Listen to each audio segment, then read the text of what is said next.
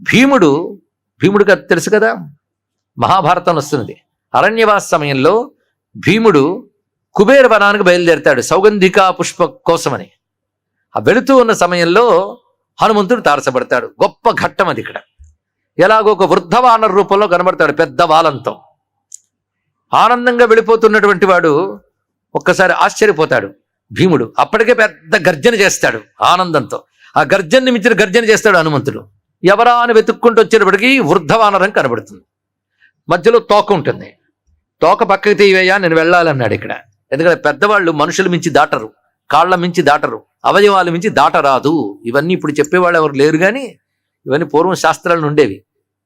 అందుకే దాటకూడదు గనక తోక తీయమన్నాడు. నేను తోక నుంచి వెళ్ళిపోవచ్చు కదా దాటి, కానీ మర్యాద. తోక తీయ అన్నాడు ఆయన. వృద్ధుణ్ణయ్యా నువ్వే తీయన్నాడు ఆయన. ప్రయత్నించాడు, వల్ల కాలేదు. భీముడి వల్ల కాలేదు.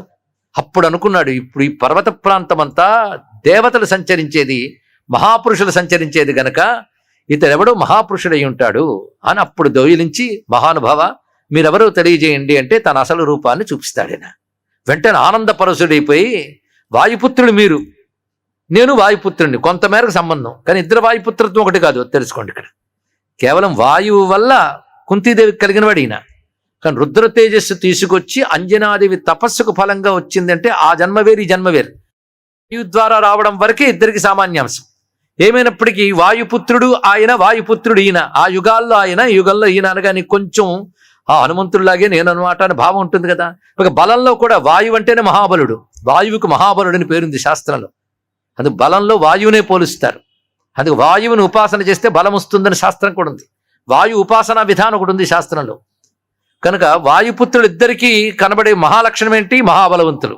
ఈ నాగాయుత బలుడు 10,000 ఏనుగుల బలం కలిగినటువంటి వాడు భీమసేనుడు. అలాంటి ఆయన హనుమంతుడిని చూడగానే పరవశించిపోయాడు. ఒక మాట అంటాడు, నేను రామాయణం విన్నప్పుడు ఎప్పుడు అయినా నిన్ను చూడగలనా అనుకునేవాడిని, చూడాలి అనుకునేవాడిని. ఆ కోరుకున్నది ఇవాళ భాగ్యవశాత్తు అది తీరిందయ్యా అంటే సంతోషం నాయన అన్నాడు.